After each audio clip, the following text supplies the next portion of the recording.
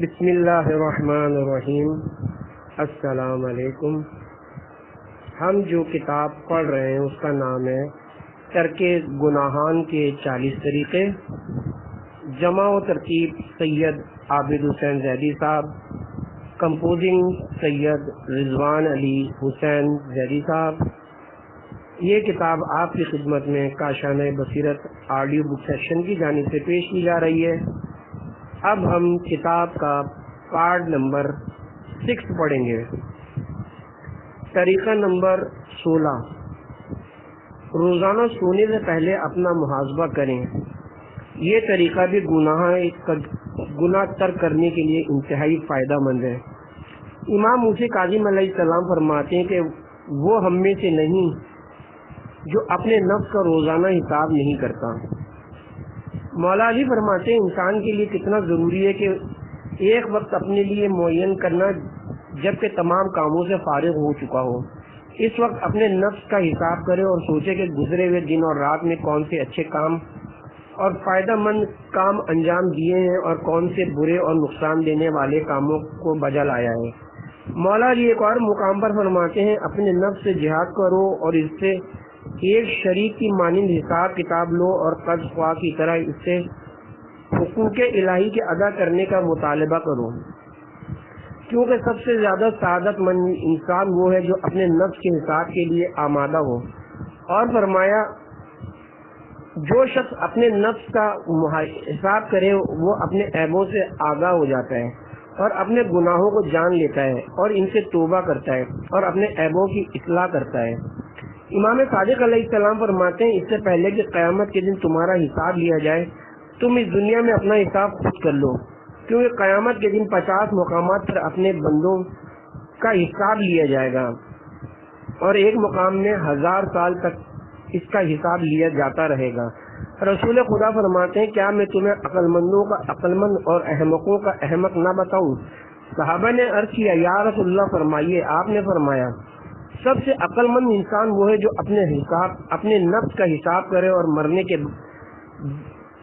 بعد کے لیے نیک عمل بجا لائے، اور سب سے احمق وہ ہے جو خواہشات نفس کی پیروی کرے اور دور دراز خواہشوں میں سرگرم رہے۔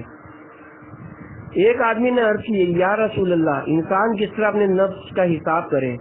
آپ نے فرمایا جب دن ختم ہو جائے اور رات ہو جائے تو اپنے نفس کی طرف رجوع کرے اور اسے کہے اے نفس آج کا دن بھی چلا گیا اور یہ پھر لوٹ کر نہیں آئے گا۔ خدا تجھ سے اس دن کے بارے میں سوال کرے گا اس دن کو کن چیزوں میں گزارا ہے اور کون سا عمل انجام دیا ہے؟ کیا اللہ کا ذکر اور اس کی یاد کی ہے؟ کیا کسی مومن بھائی کا حق ادا کیا ہے؟ کیا کسی مومن بھائی کا غم دور کیا ہے؟ کیا اس کی غیر حاضری میں اس کے اہل و عیال کی سرپرستی کی ہے؟ کیا اس کے مر جانے کے بعد اس کے اہل و عیال کی سرپرستی کی ہے؟ کیا کسی مومن بھائی کی غیبت سے دفاع کیا ہے؟ کیا کسی مسلمان کی مدد کی ہے؟ آج کے دن کیا کیا ہے؟ اس دن جو کچھ انجام دیا ہو اس کو ایک ایک کر کے یاد کرے اور اگر دیکھے کہ اس نے نیک کام انجام دیے ہیں تو خدا کا اس نعمت اور توفیق پر شکریہ ادا کرے، اور اگر وہ دیکھے کہ اس نے گناہ کا ارتکاب کیا اور نافرمانی بجا لائے تو توبہ کرے اور ارادہ کر لے کہ اس کے بعد گناہوں کا ارتکاب نہ کرے گا، اور پیغمبر اور ان کی آل پر درود پڑھ کر اپنے نفس کی کثافتوں کو اس سے دور کرے، اور امیر المومنین علی علیہ السلام کی ولایت اور بیعت کو اپنے نفس کے سامنے پیش کرے اور ان کے دشمنوں پر لعنت بھیجے۔ اگر اس نے ایسا کر لیا تو خدا اس سے کہے گا کہ میں تم سے قیامت کے دن حساب لینے میں سختی نہ کروں گا، کیونکہ تم میرے اولیاء کے ساتھ محبت رکھتے تھے اور ان کے دشمنوں سے دشمنی رکھتے تھے۔ لہذا بہتر ہے کہ مومن روز کاغذ قلم لے کر بیٹھے اور اپنا حساب کرے۔ ایک دفعہ مکمل پابندی سے 1 ماہ تک اس طریقے پر عمل کر کے دیکھے تو اس کے ثمرات اور فوائد کو حاصل کرے گا اور گناہوں کے ارتکاب میں نمایاں کمی ہوتی چلی جائے گی اور ایک عجیب روحانیت کا سا احساس ہونے لگے گا۔ اس عمل کے لیے ہمارے ادارے کا ایک کتابچہ امراض روحانی کی شناخت کی 100 علامات جو کہ کتابچے کی صورت میں دستیاب کا مطالعہ مفید ہو سکتا ہے۔ طریقہ نمبر 17، زیادہ تر اوقات میں وضو رہیے۔ زیادہ تر اوقات میں باوضو رہنا گناہوں سے بچنے کا بہترین طریقہ ہے۔ یہ بات تجربہ شدہ ہے کہ باوضو رہنے سے گناہوں کی طرف رغبت کم ہو جاتی ہے اور گناہ کرنے کے تقاضے بھی کمزور پڑ جاتے ہیں، اور پھر گناہ کرنے کی طرف دل راغب ہی نہیں ہوتا۔ اگر اس بات میں کسی کو شک ہو تو بے شک تجربہ کر کے دیکھ لے، کم از کم 1 ماہ تک مسلسل باوضو رہیے۔ اگر کبھی وضو ٹوٹ جائے تو دوبارہ وضو کر لے، 1 ماہ بعد وہ اپنے دل کی کیفیت کو نوٹ کرے، بہت نمایاں فرق اسے محسوس ہوگا، فکر میں پاکیزگی آ جائے گی۔ وضو کی مستحب دعائیں کسی ایسی جگہ لکھ کر لگا دی جائیں جہاں آپ وضو کرتے ہیں۔ ہر وضو کے دھونے یا مسح کرنے کی دعا میں قیامت اور خدا کے حضور حاضری یاد دلائی گئی ہے۔ جب دن میں کئی بار مومن قیامت اور خدا کے حضور حاضری کو یاد کرے گا تو گناہوں کا دائرہ کمزور پڑتا جائے گا، یہاں تک کہ انشاءاللہ آپ کی زندگی میں دوبارہ سعادت وقت آ جائے گا جب آپ گناہوں سے مکمل طور پر دور ہو جائیں گے۔ رسول خدا فرماتے باوضو رہنا عمر کی زیادتی کا سبب ہے، اور فرمایا جہاں تک ہو سکے تم شب و روز باوضو رہو، اگر اس حالت میں مر گئے تو شہید مرو گے۔ رسول صلی اللہ علیہ وسلم ارشاد فرماتے ہیں وضو کرو، خاص سختی میں ہو یا آسانی میں۔ امام جعفر صادق علیہ السلام فرماتے ہیں جو شخص وضو کر کے بستر پر جائے گا گویا اس کا بستر ہی اس کی مسجد ہے۔ حدیث قدسی میں ارشاد جس کا وضو باطل ہو جائے اور وہ دوبارہ وضو نہ کرے تو اس نے مجھ پر جفا کی۔ رسول ارشاد فرماتے ہیں سختی کی حالت میں کامل وضو کرنا گناہوں کا کفارہ ہے۔ فرمایا جس نے اچھی طرح وضو کیا خطائیں اس کے جسم سے خارج ہو جاتی ہیں۔ فرمایا جو شخص بھی وضو کے لیے حرکت کرتا ہے اس کے اعضاء و جوارح سے گناہ جھڑ جاتے ہیں۔ فرمایا وضو کے معنی ہیں کہ جب تم نے اپنے ہاتھ کو برتن میں رکھا اور بسم اللہ کہہ دیا تو جو گناہ تم نے ہاتھ سے انجام دیے ہیں وہ دور ہو جاتے ہیں، اور جب تم نے اپنا چہرہ دھویا تو جو گناہ تمہاری 2 آنکھوں اور زبان سے سرزد ہوئے ہیں وہ دھل جاتے ہیں، اور جب سر اور پیروں کا مسح کرتے ہو تو جن گناہوں کی طرف تم نے قدم بڑھائے تھے وہ ختم ہو جاتے ہیں۔ تو یہ ہیں وہ فائدے جو وضو سے تمہیں حاصل ہوتے ہیں۔ امام موسی کاظم علیہ السلام فرماتے ہیں کہ جو شخص نماز مغرب کے لیے وضو کرے تو یہی وضو گناہان کبیرہ کے سوا اس تمام دن کے گناہوں کا کفارہ ہے، اور جو شخص نماز فجر کے لیے وضو کرے تو یہی وضو گناہان کبیرہ کے علاوہ افراد کے تمام گناہوں کا کفارہ ہے۔ علماء فرماتے ہیں کہ ہر مومن کے سامنے 2 طرح کی آگ ہوتی ہے، دنیا میں شدت کی آگ اور آخرت میں جہنم کی آگ۔ اللہ نے وضو و غسل کے لیے پانی اور مٹی تیمم کے لیے انسان کی طہارت کا ذریعہ قرار دیا ہے تاکہ دنیا کی شدت کی آگ اور آخرت میں جہنم کی آگ کو بجھا دے۔ کسی نے ایک نیک اور صالح انسان کو مرنے کے بعد خواب میں دیکھا کہ اس کا چہرہ بہت پر نور ہے اور وہ جنت میں چہل قدمی میں مصروف ہے۔ اس نے پوچھا آپ نے دنیا میں کون سا ایسا کام انجام دیا جس کی وجہ سے اس مقام تک پہنچے ہیں؟ جواب دیے میں ہمیشہ باوضو رہتا تھا۔ مولا کائنات نے ارشاد فرمایا ایک زمانہ آئے گا جس میں برائیاں بہت بڑھ جائیں گی، جب تم اس زمانوں کو پاؤ تو باوضو رہو۔ طریقہ نمبر 18 نفس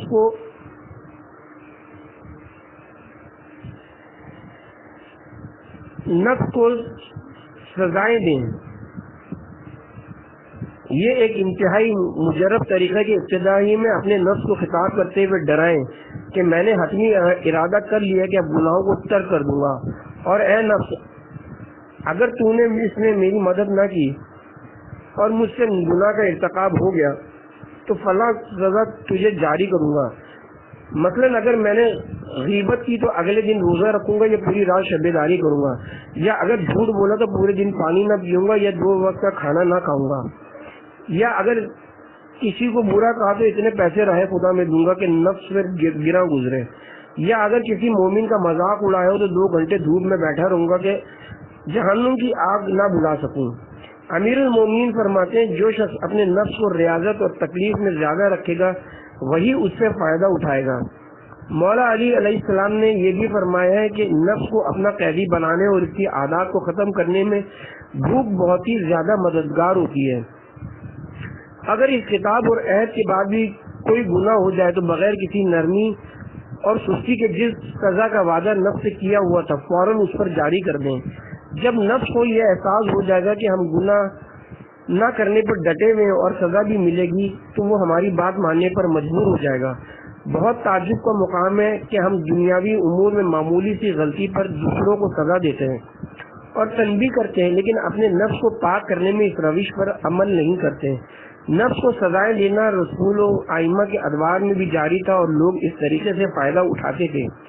رسول اللہ کے دور میں ایک صحابی اپنے لباس کو اتار کر سخت گرم ترین ریت پر رکھ دیتے تھے اور اپنے چہرے، پیٹ اور پیٹھ کو اس گرمی کی سزا دیتے تھے اور کہتے تھے کہ اے نفس امارہ، اس گرم ریت کی گرمی کا مزہ چکھ اور جان لے کے دوزخ کی آگ کی گرمی اس سے کہیں زیادہ سخت تر ہے۔ رسول اللہ نے انہیں اپنے پاس بلایا اور اس کی وجہ پوچھی تو انہوں نے کہا، یا رسول اللہ، مجھے خدا کے خوف نے اس کام کے کرنے پر آمادہ کیا ہے۔ رسول اللہ نے فرمایا، واقعی تو خدا سے خوفزدہ ہوا ہے اور اللہ نے تیرے اس عمل سے آسمان کے فرشتوں پر فخر کیا ہے۔ امام صادق نے نفسانی خواہشات کے علاج کے لیے فرمایا کہ دن میں بھوک اور پیاس اور رات کی بیداری سے بہتر کوئی ہتھیار نہیں ہے، اور نفس سے اس جنگ کے دوران مر جائے تو شہید ہو کر اس دنیا سے جائے گا، اور اگر زندہ رہا تو بالآخر رضوان اکبر کو حاصل کر لے گا۔ رسول اللہ کے ایک صحابی ابو مسعود کہتے ہیں کہ ایک دفعہ میں نے اپنے غلام کو اس کی غلطی میں مارا تو میں نے اپنی پیٹھ کے پیچھے سے ایک آواز سنی، اے ابو مسعود، اللہ کو تجھ پر زیادہ قدرت ہے، اس قدرت سے جو تجھے اس غلام پر حاصل ہے جس کو تم مار رہے ہو۔ میں نے متوجہ ہو کر دیکھا کہ یہ آواز کہاں سے آئی تو دیکھا فہذا رسول اللہ صلی اللہ علیہ وآلہ وسلم، وہ تو اللہ کے رسول تھے، وہ آپ کی آواز تھی، جی اٹھے مردے تیری آواز سے۔ ابو مسعود فوراً متوجہ ہو کر کہا، اے اللہ کے رسول، اس غلام کو میں نے اللہ کے لیے آزاد کر دیا اس غلطی کی تلافی میں۔ تو رسول اللہ نے فرمایا، اگر تم ایسا نہ کرتے اور غلام پر رحمت نہ کھاتے تو جہنم کی آگ تمہیں جھلسا دیتی اور جلا کر راکھ کر دیتی۔ جب امام زین العابدین علیہ السلام کو وضو کے لیے پانی دیتے وقت کنیز کے ہاتھ سے برتن گر گیا اور امام کا سر مبارک زخمی ہو گیا تو اس کنیز نے فوراً قرآنی آیت پڑھی، والکاظمین الغیظ، سورہ آل عمران آیت نمبر 134۔ اللہ کے خاص بندے وہ ہیں جو غصے کو پی جاتے ہیں۔ فوراً فرمایا، قد قزمت غیظی، میں نے اپنے غصے کو پی لیا، یہ نہیں سوچا کہ کنیز کہہ رہی ہے۔ خدا کا کلام سنا اور فوراً اطاعت کی۔ کنیز نے فوراً اسی آیت کے اگلے جز کی تلاوت کی، والعافین عن الناس، سورہ آل عمران آیت نمبر 134، اور وہ لوگوں کو معاف کر دیتے ہیں۔ فوراً امام نے فرمایا، قد عفوت عنک، میں نے تیری خطا معاف کر دی۔ اس نے کہا، واللہ یحب المحسنین، سورہ آل عمران آیت نمبر 134، اور احسان کرنے والوں کو اللہ تعالیٰ محبوب رکھتے ہیں۔ فرمایا جا، میں نے اللہ کے لیے تجھے آزاد کر دیا۔ خلاصہ یہ کہ ہر مومن غلطی یا گناہ ہو جانے پر فوراً اپنے نفس کو تعجیب کرے، اسے سزا دے۔ جب 2 4 5 دفعہ ایسا ہوگا تو یقین جانیے کہ اس کے بعد گناہ بالکل سرزد نہ ہوں گے۔ حوض علمیہ کے طالب علم نماز شب کی پابندی کے لیے اگر کبھی نماز شب ان سے چھوٹ جائے اور وہ سوتے رہ جائیں تو اگلی رات نفس کی تعبیر کے لیے جاگ کر گزارتے ہیں تاکہ آئندہ یہ عظیم نیکی ہاتھ سے نہ نکل جائے۔ یہ بات یاد رہے کہ نفس کو سزائیں دینے میں کسی غیر شرعی امور کا ارتکاب نہ کیا جائے کہ یہ حرام ہوگا اور گویا ترک گناہ کے لیے کسی گناہ کا سہارا لینے کے مترادف ہوگا۔ اس سلسلے میں فقط مشروع طریقوں کو اختیار کیا جائے۔ ایک شخص نے ایک عالم سے پوچھا کہ مجھ سے نمازیں بہت قضا ہو جاتی ہیں، کوئی ایسا وظیفہ بتائیے کہ نماز کی پابندی ہو جائے۔ تو عالم نے جواب دیا کہ کسی وظیفے یا ذکر کی ضرورت نہیں، جب ایک نماز قضا ہو جائے تو ایک وقت کا فاقہ کرو، اگر 5 وقت کی نماز قضا ہو جائے تو 5 وقت کا فاقہ کرو، اگلے دن سے ایک نماز بھی قضا نہ ہوگی۔ طریقہ نمبر 19، مستحبات پر عمل اور مکروہات سے پرہیز۔ یہ بات بہت آزمودہ اور تجربہ شدہ ہے کہ جو شخص مستحبات کی بجا آوری اور مکروہات سے بچنے کا زیادہ اہتمام کرتا ہے تو بالآخر گناہوں سے بھی بچ ہی جاتا ہے، اور یہ کوئی مشکل کام نہیں ہے، بلکہ حرام اور مشتبہ امور کا خیال بھی دماغ سے جھٹک دیا جاتا ہے۔ رضی الدین ابن طاؤس کسی بھی ایسی غذا کو نہیں کھایا کرتے تھے جس پر اللہ کا نام نہ لیا گیا ہو، ہر لقمے سے پہلے بسم اللہ پڑھا کرتے تھے۔ گھر کی عورتوں سے پوچھا کرتے کہ بتاؤ روٹی پکاتے وقت اللہ کا نام لیا تھا یا نہیں، اگر نہ لیا ہوتا تو وہ روٹی نوش نہ فرماتے۔ بتائیے کہ جب مستحبات کی بجا آوری کا اس زور و شور سے اہتمام ہوگا تو گناہوں کی گنجائش کہاں ہوگی؟ امام خمینی کے عزیز فرماتے ہیں کہ ایک دن امام خمینی نے فرمایا، یہ بچھا ہوا فرش یہاں سے اٹھا لو کیونکہ اس پر حیوانات کی تصویر نقش ہے اور اس کمرے میں نماز پڑھنا مکروہ ہے جہاں ایسی تصویر ہو۔ شہید اول اپنی کتاب قواعد میں لکھتے ہیں کہ اپنی زندگی مباح کاموں میں صرف کرنا خواہ کچھ دیر کی لی کیوں نہ ہو خسارے کی بات ہے، ثواب میں کمی واقع ہوتی ہے اور انسان کے درجات کم ہو جاتے ہیں۔ آیت اللہ عبداللہ شوستری اپنے بیٹے کو نصیحت کرتے ہوئے فرماتے ہیں کہ جب سے مجھے میرے استاد نے اجتہاد کی سند عطا فرمائی ہے، جب سے میں نے کوئی مباح اور مکروہ کام بھی انجام نہیں دیا، یہاں تک کہ کھانے پینے اور سونے میں بھی اس بات کا خیال رکھتا ہوں۔ مقدس اردبیلی کے بارے میں منتخب تواریخ میں کہ حرام و مکروہ تو رہا ایک طرف، 40 سال تک انہوں نے کوئی مباح کام بھی نہ کیا تھا۔ امام خمینی کبھی بھی ذکر الہی، نوافل اور مستحبات کی بجا آوری سے غافل نہ ہوتے تھے۔ راستہ چلتے ہوئے بھی ہاتھ میں تسبیح رکھتے تھے اور مسلسل ذکر الہی انجام دیتے رہتے تھے اور زیارت پڑھتے رہتے تھے۔ جیسی موقع ملتا تھا فوراً تلاوت قرآن شروع کر دیتے تھے۔ رات کی تاریکی میں ہاتھوں کو آسمان کی طرف اٹھا کر دریا زاری کیا کرتے تھے۔ جیسی نماز کا اول وقت آتا تھا ہر کام چھوڑ کر نماز کے لیے آمادہ ہو جاتے تھے۔ بعض معتاد علماء کی سیرت میں ملتا ہے کہ ان کی ہتھیلیوں کے نیچے بھی نماز میں ایسی ہی چیزیں ہوا کرتی تھی جن پر سجدہ کرنا صحیح ہو۔ شیخ مرتضی انصاری بالغ ہونے کے بعد سے ہر نماز کے بعد تعقیبات کے ساتھ ایک پارہ قرآن مجید، نماز جعفر طیار، زیارت جامعہ اور زیارت عاشورہ بھی ہر روز باقاعدگی کے ساتھ پڑھا کرتے تھے۔ بعض صاحبان ایمان کو ہر مہینے اور ہر دن کی دعائیں زبانی یاد ہوتی تھیں اور وہ انہیں باقاعدگی سے پڑھا کرتے تھے۔ علامہ محمد حسین طباطبائی کے ہونٹ ہمیشہ ذکر الہی میں متحرک رہا کرتے تھے۔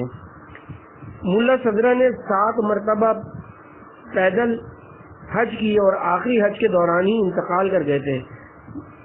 مرزا قمی اپنے بیوی بچوں کے ساتھ گھر پر ہی باجماعت نماز قائم کیا کرتے تھے، لہذا مومن کو چاہیے کہ ترک گناہان کے لیے عام زندگی میں مستحبات پر پابندی سے عمل کی عادت ڈالیں۔ وضو و نماز کے مستحبات، بیت الخلاء آنے کے آداب، کھانے پینے کے آداب و مستحبات، صدقہ و خیرات، دعائیں و اذکار کی پابندی سے کسی گناہ کو کرنے کا دل ہی نہ چاہے گا۔ طریقہ نمبر 20، درس اخلاق میں پابندی سے شرکت۔ مسلسل اور پابندی سے درس اخلاق میں شرکت مومن کو گناہ کے ارتکاب سے روکتی ہے۔ کوشش کریں کہ اگر کہیں ایسے درس اخلاق ہوتے ہوں تو اس میں پابندی کے ساتھ شرکت کی جائے، ورنہ ہم خیال مومنین کا ایک گروپ بنا کر اس کا انعقاد کروایا جائے۔ اگر ایسا کرنا ممکن نہ ہو تو علماء اخلاق کے دروس کی کیفیت لے کر سنے جائیں۔ ہو سکتا ہے ایک چنگاری علم آپ کے دل و دماغ پر پڑے اور تمام صفات رذیلہ کو جلا کر راکھ کر دیں، جس سے دل و دماغ پاک و پاکیزہ ہو جائیں۔ کتنے ہی بڑے بڑے گناہگار ایسے گزرے جنہیں کسی عالم با عمل کے ایک جملے نے تبدیل کر دیا۔ ہو سکتا ہے کہ آپ پورا ایک ماہ ممبر سے تقاریر سنتے رہے اور آپ کو اتنا فائدہ محسوس نہ ہو تو مایوس نہ ہو سکتا ہے کہ 20-30 تقریریں سننے کے بعد آپ کے دل و دماغ پر ایک تقریر اثر کر جائے اور آپ کے اندر ایک انقلاب برپا ہو جائے۔ جیسے ایک چنگاری ہی پیٹرول کے بڑے ذخیرے کو دھماکے سے اڑا دیتی ہے، اور آپ 100 سال کے سفر کو ایک رات میں بلکہ 1 گھنٹے ہی میں طے کر لیتے ہیں۔ ممکن ہے کہ یہ کام جو ایک درس نے کر دیا ہو وہ کئی دینی و مذہبی کتابوں کے مطالعے سے بھی نہ ہو سکے۔ امام خمینی فرماتے تھے کہ قرآن میں تکرار اسی لیے کہ اخلاقی مسائل کو بار بار بیان کیا جائے۔ اگر قرآن میں تکرار نہ ہوتی تو یہ قرآن کا نقش شمار ہوتا، جس طرح بچے کو بار بار منع کیا جاتا ہے اور اس تکرار کا سلسلہ جاری رکھتا ہے، اور اس طرح بچہ ادب سیکھتا چلا جاتا ہے۔ ہو سکتا ہے کہ ابتدائی طور پر چند دفعہ واعظ و نصیحت کا بچے پر اثر نہ ہو اور 10ویں 20ویں یا 50ویں بار ہو جائے۔ ہمیشہ علمی فائدہ ہی درس و تدریس میں ضروری نہیں ہوتا، بلکہ تذکر اور یاد دہانی بھی ضروری ہوتی ہے۔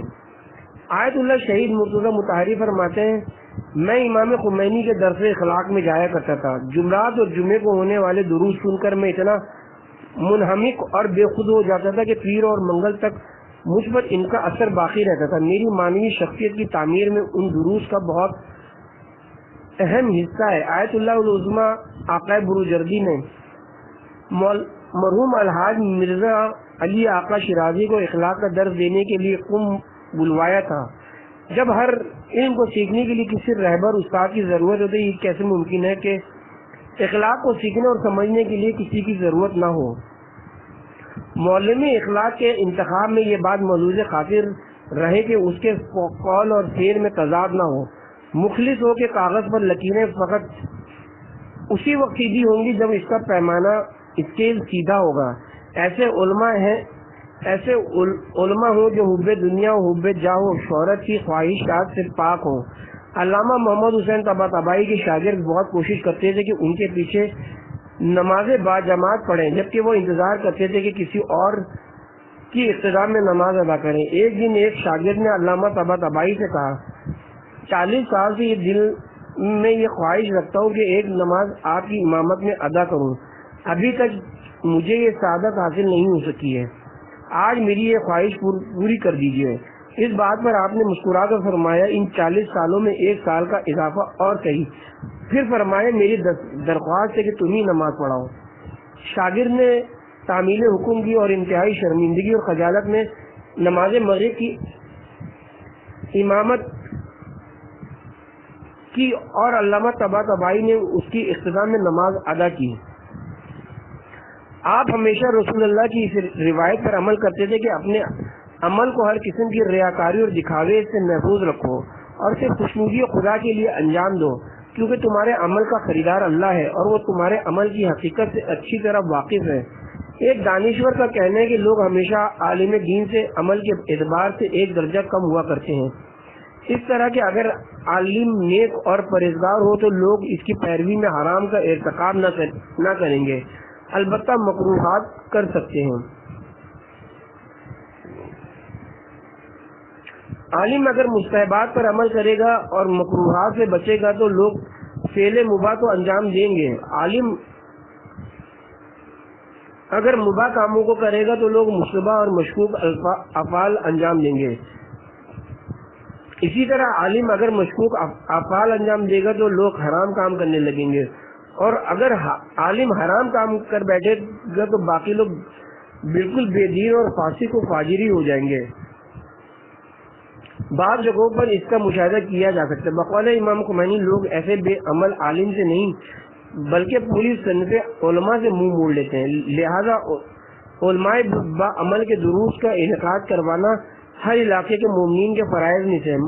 محلے کی مسجد یا مومنین کے گھروں پر دروس پابندی سے ہونے چاہیے، تبھی معاشرے سے گناہ کم ہوں گے، نیکوکاروں کی تعداد میں اضافہ ہوگا، نیک اور صالح افراد کی اکثریت گناہ گاروں پر غالب آئے گی اور برائی اور گناہ ختم ہوتے جائیں گے۔ امید ہے کہ مومنین جلدی اس سلسلے میں اقدام کریں گے۔ طریقہ نمبر 21، روزے رکھیے۔ طریقے گناہگاران کے لیے روزے انتہائی اہم ہیں۔ اور اس کی دلیل قرآن کی یہ آیت ہے، یا ایھا الذین آمنوا کتب علیکم الصیام کما کتب علی الذین من قبلکم لعلکم تتقون، سورہ بقرہ آیت نمبر 183۔ اے ایمان والو، تم پر روزے فرض کیے گئے جیسے پچھلی امتوں پر فرض کیے گئے تھے تاکہ تم متقی ہو جاؤ۔ روزے سے گناہ اس طرح چھوٹتے کہ روزہ انسان کی قوت حیوانیہ اور قوت شہوانیہ کو توڑ دیتا ہے۔ جب حیوانی خواہشات اور گناہ کے تقاضے کچلے جائیں گے تو گناہ کے لیے اقدام کرنے کا داعیہ اور جذبہ سست پڑ جائے گا۔ تقوی کے معنی ہیں خدا کی عظمت کے احساس سے گناہوں سے بچنا، اور تنہائی میں بھی انسان ان تمام گناہوں کو انجام دیتے ہوئے ڈرتا ہے کہ خدا مجھے دیکھ رہا ہے۔ اگر ایک ہفتے میں کم از کم 2 دن مثلاً پیر اور جمعرات مومن روزے رکھتا رہے، اگر قضا موجود ہو تو قضا ورنہ مستحب رہے، تو ہر دفعہ بار بار گناہ کا خیال آنے پر یاد آئے گا کہ میں روزے سے ہوں، اور اس طرح بار بار کی مشق پریکٹس گناہوں سے بچنے کی ہوگی، اور اسی طرح تقوی کی شمع روز بروز روشن تر ہوتی جائے گی۔ روزہ اصل میں ایک عملی تربیت ہے اور تقاضا ہے کہ اس کو اور ترقی دو، آگے بڑھاؤ۔ جس طرح روزے کی حالت میں شدت پیاس کے باوجود پانی پینے سے رک گئے، خدا کے خوف سے کھانا کھانے سے رک گئے، اسی طرح جب زندگی گزارو تو وہ مقام جہاں خدا کی نافرمانی کا جذبہ اور دائرہ پیدا ہو تو وہاں بھی خدا کے خوف سے رک جاؤ۔ رمضان کے 30 روزے اصل میں ایک تربیتی کورس ہے، اور یہ کورس اس وقت تک مکمل نہ ہوگا جب تک تمام کاموں میں گناہوں سے بچنے کا جذبہ پیدا نہ ہوگا۔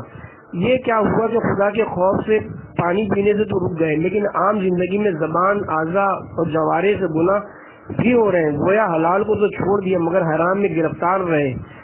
ایسا ہی ہے جیسے گرمی سے بچنے کے لیے کمرے میں ایئر کنڈیشن تو لگا دیا مگر گناہوں کی کھڑکی کھلی چھوڑی۔ لہذا روزہ رکھنے سے گناہوں کے وسوسے اور تقاضے کمزور پڑ جاتے ہیں اور گناہوں سے بچنا آسان ہو جاتا ہے۔ بعض افراد کا کہنا ہے کہ روزہ اس وقت زیادہ مفید ہے جب انسان کی خوراک نصف حد تک کم ہو۔ اسی وجہ سے آپ دیکھیں گے کہ روزے میں وقت عصر شہوت بہت حد تک کم ہو جاتی ہے، یہاں تک کہ فضول گفتگو کرنے کی شہوت، کھانے کی شہوت بھی کم ہو جاتی ہے۔ اس سے معلوم ہوتا ہے کہ پیٹ کی یہ آواز یوں ہی ہے اور یہ انسان کو اس کا اسیر نہیں ہونا چاہیے۔ اسی وجہ سے بھوک کو سفید موت کہا جاتا ہے، کیونکہ یہ دل کو سفید کر دیتی ہے۔ لہذا مومن کو روزہ رکھ کر عفت اور تقوی حاصل کرنا چاہیے۔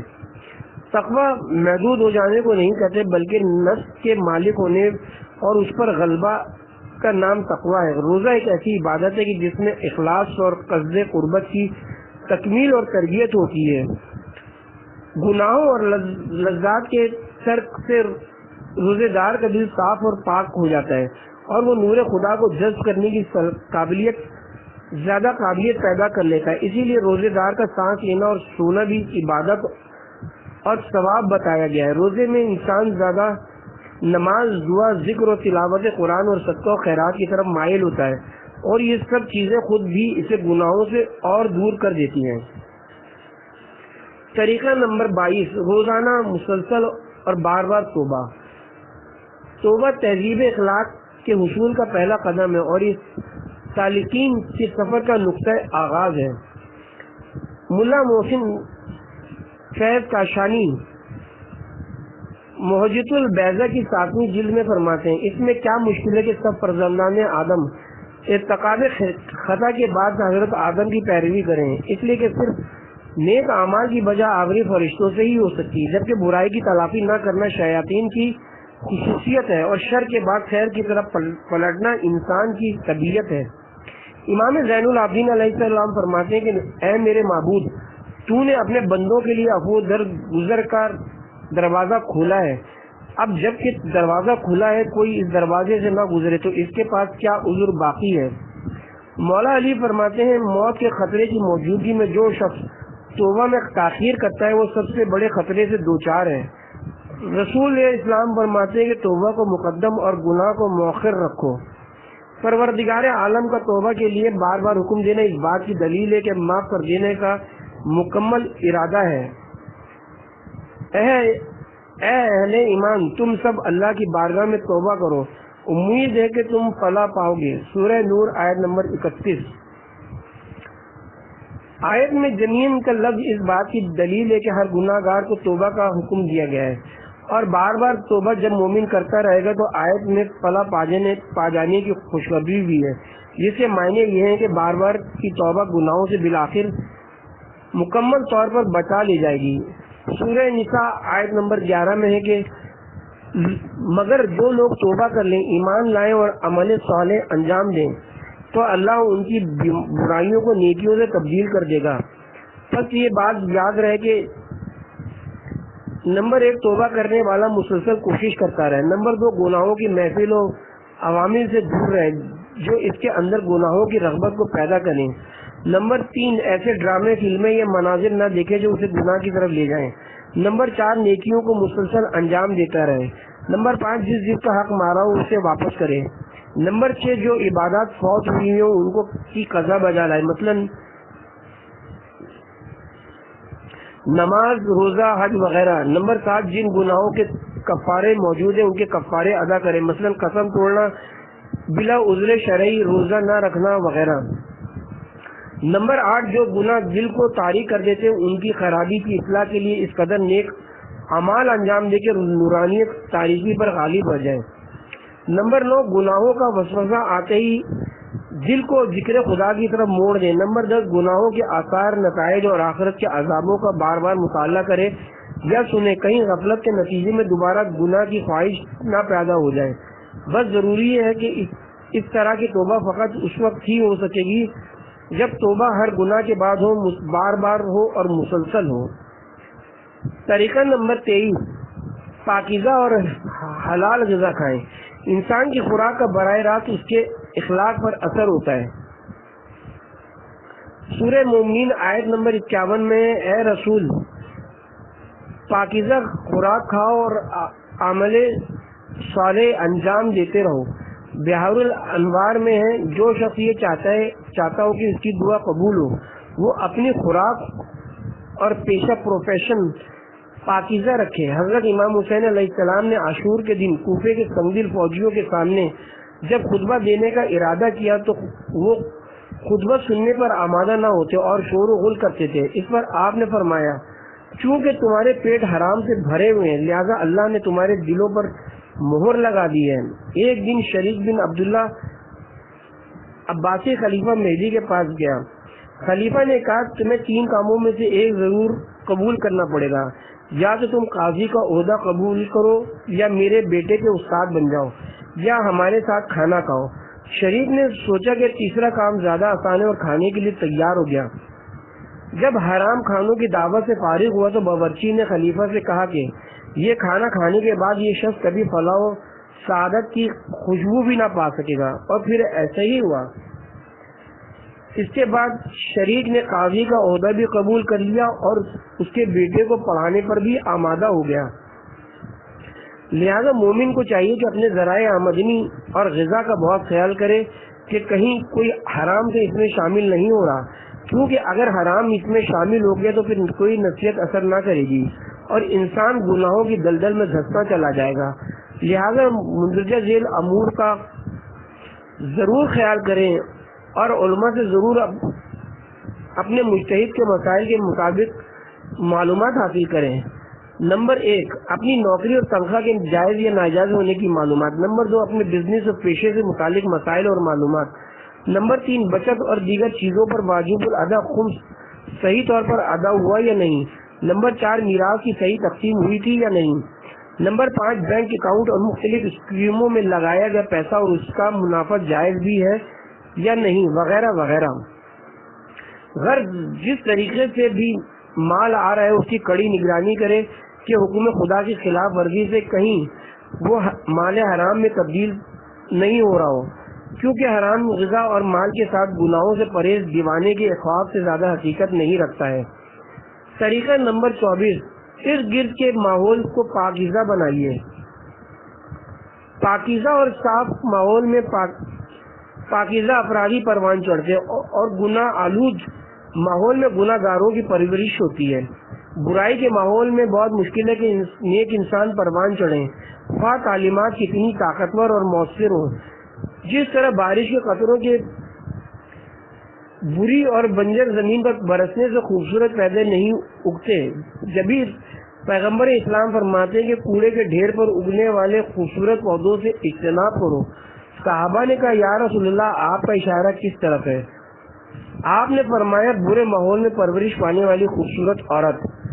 جبھی حضرت نوح نے بددعا کی تھی اور کہا تھا کہ یا اللہ اگر تو نے انہیں زندہ چھوڑ دیا تو یہ فاجروں اور کافروں کے سوا کسی کو جنم نہ دیں گے، یعنی یہ لوگ خود تو کافر اور گمراہ ہیں مگر ان کے بنائے ہوئے ماحول میں پرورش پانے والی آئندہ نسلیں بھی فاجر اور کافر ہی بنیں گی۔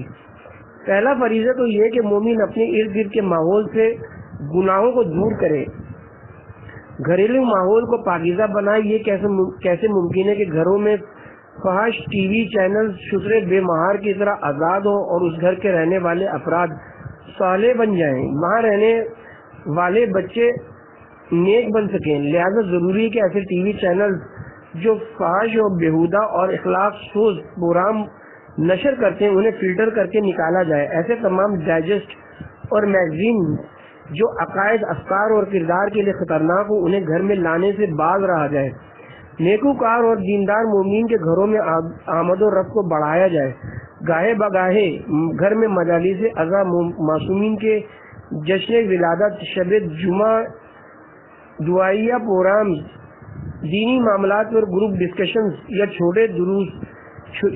چھوٹے درس و تدریس کا گھروں پر بھی اہتمام کیا جائے۔ ہم خیال مومنین باری باری اپنے گھروں پر اس سلسلے کو جاری کریں اور بچے، نوجوان، عورتوں کو اس میں عملی طور پر انوالو کریں۔ انشاءاللہ جلدی اس کے ثمرات نظر آنے لگیں گے اور ماحول سے گناہ ختم اور ایک عجیب روحانیت کا سا ماحول ہونے لگے گا۔ ماحول کی برائی اور گناہوں کا بار بار مشاہدہ اس کی برائی کو نگاہ میں کم کر دیتا ہے اور آہستہ آہستہ ایک عام چیز بنا دیتا ہے، جیسے بے پردگی کی ایک عام سی بات بن گئی ہے۔ جبکہ گناہوں سے انسان اس وقت تک بچ سکتا ہے جبکہ وہ اس کے برا ہونے کا احساس کرے۔ مولا علی نہج البلاغہ میں فرماتے ہیں بچپن کی تعلیم پتھر پر لکیر ہوتی ہے۔ بچہ گھریلو ماحول، ماں باپ، بہن بھائیوں سے اخلاقی صفات سیکھتا ہے۔ اس طرح گناہ، جھوٹ، خیانت، بے حیائی، بد اخلاقی جیسی برائیاں بھی بچے بڑوں کو دیکھ کر سیکھتے ہیں۔ بعض روایت میں ہے کہ قوم نوح کے گمراہ لوگ بچوں کو حضرت نوح کے پاس لاتے تھے اور ان سے کہتے تھے کہ اس بوڑھے کو دیکھ رہے ہو، یہ ایک جھوٹا شخص ہے، اس سے بچ کر رہنا، میرے باپ نے مجھے یہی نصیحت کی اور تم بھی اپنے بچوں کو اسی طرح نصیحت کرنا۔ اس طرح اس جھوٹے اور گناہ کے ماحول میں نسلیں ایک دوسرے کے بعد آتی تھیں اور چلی جاتی تھیں۔ ارد گرد اور گھریلو ماحول کو پاکیزہ اس طرح بنایا جائے گا کہ گھر کا سربراہ برابر نیکی کا حکم دیتا رہے اور برائیوں سے روکتا رہے۔ اس طرح وہ خود بھی گناہوں سے بچا رہے گا اور دوسرے بھی۔ ایک صحابی رسول اللہ کے پاس آئے کہ یا رسول اللہ میں کس طرح اپنے خاندان کو جہنم کی آگ سے بچاؤں؟ تو آپ نے فرمایا انہیں امر بالمعروف اور نہی عن المنکر کرو، اگر وہ قبول کر لیں تو تم نے انہیں آتش جہنم سے بچا لیا اور اگر قبول نہ کریں تو تم نے اپنا فرض ادا کر دیا۔ طریقہ نمبر 25، گناہ کے وقت سچے دل سے اعوذ باللہ پڑھیے۔ حکایت میں کہ ایک مرتبہ شیطان کا مکالمہ ایک عالم دین سے ہوا۔ شیطان نے کہا میرے پاس دلیل ہے کہ میری بھی بخشش ہو جائے گی۔ عالم نے پوچھا کہ کیا دلیل ہے؟ تو کہا خدا فرماتا ہے میری رحمت ہر شے پر وسیع ہے، تو کیا میں شے نہیں ہوں؟ میں بھی تو ایک چیز ہوں، تو رحمت مجھ پر بھی وسیع ہو جائے گی، بس میں بخش دیا جاؤں گا۔ عالم نے فرمایا تو جہنمی ہے، میں تجھ سے بحث نہ کروں، کیونکہ اگر بحث کرنا مفید ہوتا تو پروردگار اعوذ باللہ من الشیطان الرجیم پڑھنے کا حکم نہ فرماتا، بلکہ یہ حکم ہوتا کہ جب شیطان وسوسہ ڈالے تو تم بھی اس کے وسوسوں کا جواب دینا، لیکن حکم صرف یہ ہے کہ بس تم اعوذ باللہ پڑھو اور میری پناہ مانگو کہ اے خدا اس شیطان مردود سے مجھے پناہ نصیب فرما۔ شیطان کی مثال اس کتے کی سی ہے جو بڑے لوگوں کے بنگلوں پر آتے ہوئے لوگوں پر بھونکتا ہے، مگر مالک ادھر ایک جملہ منہ سے نکالتا ہے اور یہ دم ہلاتا ہوا بیٹھ جاتا ہے۔ ابلیس بھی خدا کی بارگاہ کا دھتکارا ہوا کتا ہے. جب کسی مومن کو خدا کی طرف جاتے دیکھتا ہے تو بھونکتا ہے. اگر اس سے لڑو گے تو یہ اور بھونکے گا. اس کو خاموش کرنے کا یہی طریقہ ہے کہ خدائی ڈانٹ یا جملہ اعوذ باللہ من الشیطان الرجیم پڑھ کر اس کی پناہ میں آ جائیں. اس جملے کی برکت سے شیطان بھی مومن پر قابو نہیں پا سکتا ہے. رسول اللہ ارشاد فرماتے ہیں شکر ہے اس خدا کا جس نے شیطان کے معاملے میں صرف وسوسے کی حد تک محدود کر دیا، اس سے زیادہ اس کو کوئی طاقت نہیں دی ہے.